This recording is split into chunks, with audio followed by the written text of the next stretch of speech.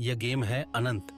इसमें प्यादे हमेशा बलि देने पड़ते हैं। अनंत ने अपने भाई की फोटो देखी जो उसके लैपटॉप पर लगी थी। उसने कहा, मैं करूंगा। डोभाल ने कहा, बस एक शर्त है, 11 महीने। तुम्हारे पास 11 महीने हैं। इससे पहले कि पाकिस्तान को शक हो, तुम्हें वायरस डिजाइन करना है, टेस्ट करना है और उस चाय वाले तक पहुंचाना है। 26 फरवरी 2019 की सुबह हम बालाकोट पर हवाई हमला करेंगे।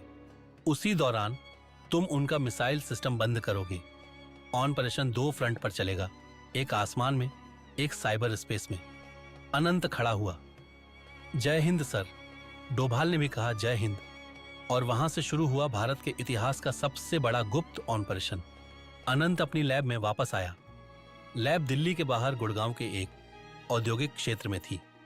बाहर से एक पुराना गोदाम, अंदर करोड़ों रुपए के उपकरण, server, encrypted network, 1 lakh core की कंप्यूटिंग पावर। अनंत में अपनी टीम को बुलाया। 5 लोग। सबसे उम्रदराज 40 साल की शालिनी, सबसे युवा 24 साल का राहुल और 3 और विक्रम, अरुण और दीपा। अनंत ने सबको बैठाया। उसने स्क्रीन पर एक आरेख खोला।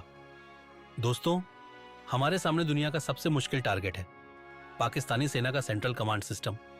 यह सिस्टम एयर गैप्ड है, मतलब यह इंटरनेट से जुड़ा ही नहीं है।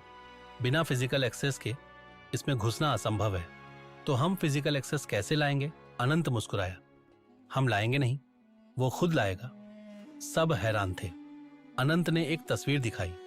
यह है major general Rashid Malik, Pakistani missile command के चीफ। हर रात 9 बजे यह रावलपिंडी के चौरंगी चौक पर चाय पीने जाता है।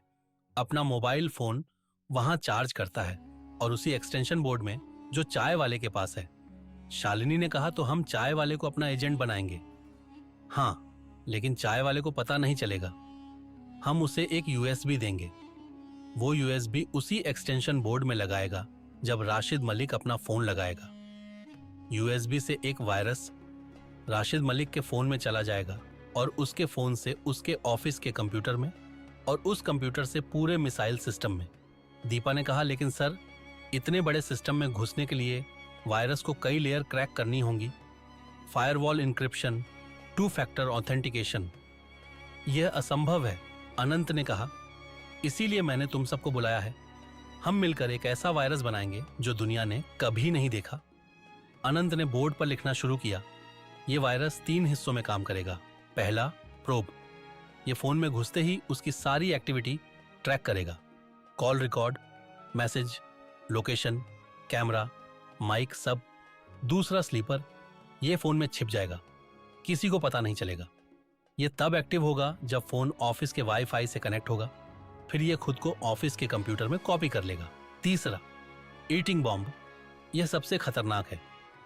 जब यह कंप्यूटर में घुसेगा तो डाटा डिलीट नहीं करेगा, बल्कि उसे एनक्रिप्ट करेगा, एक ऐसे कोड से जिसकी चाबी सिर्फ मेरे पास होगी। राहुल ने पूछा, एनक्रिप्ट क्यों करना, डिलीट क्यों नहीं करते? क्योंकि डिलीट किया डाटा रिकवर किया जा सकता है, लेकिन एनक्रिप्ट किया डाटा बिना चाबी के कभी नहीं खुलेगा। और हम चाबी तभी देंगे जब पाकिस्तान हमारी शर्तें मानेगा। शालिनी ने कहा, यह तो ब्लैकमेल है। अनंत ने कहा, यह ब्लैकमेल नहीं है, यह जवाब है। सब चुप थे। अनंत ने कहा, अब काम पर लग जाओ। हमारे पास 11 महीने हैं। और शुरू हुआ एक ऐसा वायरस बनाने का सिलसिला जिसकी मिसाल नहीं। 11 महीने की जंग, अगले 11 महीने। अनंत और उसकी टीम ने लगभग 18 घंटे रोज काम किया। सुबह 8 बजे लैब पहुंचना, रात 2 बजे घर लौटना, खाना लैब में ही, नींद 4 घंटे से कम, परिवार बस फोन पर बात। अनंत ने अपनी भाभी से कहा था, मैं अमित भैया का बदला ले रहा हूं। भाभी ने पूछा, कैसे? अनंत ने कहा, आपको बाद में पता चलेगा। पहले 2 महीने उन्होंने पाकिस्तानी मिसाइल सिस्टम की पूरी स्ट्रक्चर समझी। हर पोर्ट, हर प्रोटोकॉल, हर फायरवॉल। उन्होंने पाया कि यह सिस्टम एक अमेरिकी कंपनी साइबरडाइन ने बनाया था 2008 में।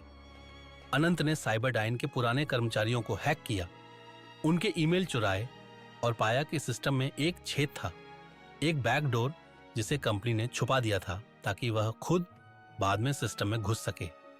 अनंत मुस्कुराया। हम ये बैकडोर इस्तेमाल करेंगे। चौथे महीने में उन्होंने प्रॉप बनाया, 6.2 किलोबाइट का कोड। इतना छोटा कि किसी एंटीवायरस को शक ना हो। छठे महीने में स्लीपर तैयार हुआ। यह खुद को मोबाइल के सिस्टम फाइल्स में छुपा लेता था, जहां एंटीवायरस कभी नहीं जाता। 8वें महीने में ईटिंग बॉम्ब तैयार हुआ। यह इतना पावरफुल था कि 1024 बिट इंक्रिप्शन को क्रैक कर सकता था। वो इंक्रिप्शन जिसे तोड़ने में सुपर कंप्यूटर को 100 साल लगते। लेकिन सबसे मुश्किल काम था यह सब टेस्ट करना बिना पकड़े, बिना पता चले। अनंत ने अपनी खुद की एक सिमुलेटेड लैब बनाई। वैसा ही कंप्यूटर, वैसा ही फोन, वैसा ही नेटवर्क जैसा पाकिस्तानी सेना के पास था। 100 बार, 1000 बार, 10,000 बार, हर बार वायरस फेल होता था। कभी एंटीवायरस पकड़ लेता, कभी फोन क्रैश हो जाता, कभी कंप्यूटर हैंग हो जाता। राहुल निराश हो गया था। उसने कहा, सर ये नहीं हो सकता, ये टू हार्ड है।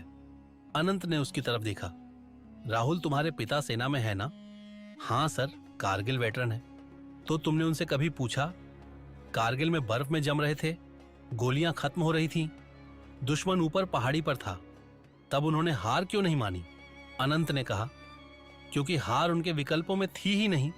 बस, तो अब वापस काम पे लगो। हमारे पास 3 महीने बचे हैं और वह लग गए। 11वें महीने में आखिरकार वायरस तैयार हुआ, एकदम परफेक्ट। 100 में 100 बार सिमुलेशन पास। अनंत ने डोभाल को फोन किया, सर वायरस तैयार है। गुड। अब बारी है चाय वाले की। रावलपिंडी, चौरंगी चौक, एक शाम 7 बजे। शबुद्दीन अपनी रेडी लगा रहा था। उसके हाथ कांप रहे थे, बीमारी से नहीं बल्कि टेंशन से। उसके बेटे की किडनी फेल हो रही थी। डॉक्टर ने कहा था 6 महीने में ट्रांसप्लांट नहीं हुआ तो बेटा नहीं बचेगा। शबुद्दीन के पास पैसे नहीं थे। वो रोज अल्लाह से दुआ करता, लेकिन कोई जवाब नहीं आता था। तभी रेडी पर 2 लोग आए। शक्ल से विदेशी नहीं लग रहे थे, पाकिस्तानी ही थे, लेकिन उनकी बोली थोड़ी अलग थी, शायद कराची से। उनमें से एक ने कहा, शबुद्दीन भाई, हम आपकी मदद करना चाहते हैं। शबुद्दीन ने पूछा, कौन हो तुम? हम एक चैरिटी से हैं, हम गरीब बच्चों का इलाज कराते हैं। हमें आपके बेटे के बारे में पता चला। शबुद्दीन की आंखें नम हो गईं। सच? तुम मेरी मदद करोगे? हाँ, लेकिन एक शर्त पर। क्या शर्त? यह यूएसबी। उस आदमी ने अपनी जेब से एक छोटा सा यूएसबी निकाला, काला, बिना किसी निशान के। तुम्हें बस इतना करना है, जब राशिद मलिक साहब चाय पीने आए और अपना फोन लगाएं तो तुम यह यूएसबी उसी एक्सटेंशन बोर्ड में लगा देना। बस 5 सेकंड के लिए, फिर निकाल देना। शबुद्दीन के हाथ और कांपने लगे। यह तो जासूसी है? नहीं, यह सिर्फ एक सर्वे है। हम ये चेक कर रहे हैं कि लोग अपने फोन कहां चार्ज करते हैं। बस शबुद्दीन को यकीन नहीं हुआ, लेकिन उसने अपने बेटे का चेहरा सोचा। बीमार, कमजोर, मुस्कुराता हुआ उसने कहा, ठीक है, मैं करूंगा। आदमी ने उसे एक लिफाफा दिया। ये रुपये लाख हैं, अग्रिम भुगतान बाकी बाद में। शबुद्दीन ने लिफाफा लिया। उसके हाथ कांप रहे थे। अब वो जानता था वो जासूसी कर रहा है, पाकिस्तानी सेना के खिलाफ, जिसकी सजा मौत थी। लेकिन उसके पास कोई चारा नहीं था। जब बेटे की जान सामने हो तो मौत भी छोटी लगती है। शबुद्दीन ने यूएसबी को अपनी जेब में रखा और वो रात, वो 5 सेकंड वो मौत का इंतजार करने लगा। 7 जनवरी 2019 रात 8:45 बजे, रावलपिंडी। ठंड इतनी थी कि सांसें जम रही थी। चौरंगी चौक पर शबुद्दीन की जल रही थी। अलाव जल रहा था। चाय की केतली उबल रही थी। शबुद्दीन के हाथ इस बार सर्दी से नहीं, डर से कांप रहे थे। उसकी जेब में वो यूएसबी था, काला, छोटा, खतरनाक। उसका 14 साल का बेटा सलीम रेडी के पीछे बैठा था, बीमार, कमजोर, लेकिन आंखों में चमक। अब्बू, आज राशिद मलिक साहब आएंगे। शबुद्दीन ने सिर हिलाया। हाँ बेटा, तो आज वो काम हो जाएगा। शबुद्दीन ने उसे चुप रहने को कहा।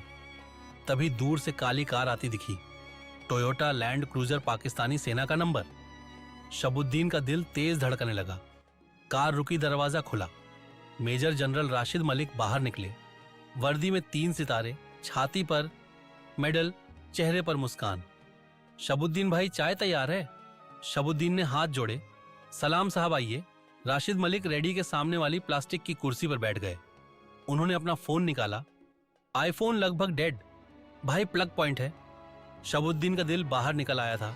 उसने कहा, जी साहब, पीछे है। राशिद मलिक उठे। और रेडी के पीछे गए। वहां एक एक्सटेंशन बोर्ड था, 4 पोर्ट, 3 में कुछ और लगा था, एक खाली था।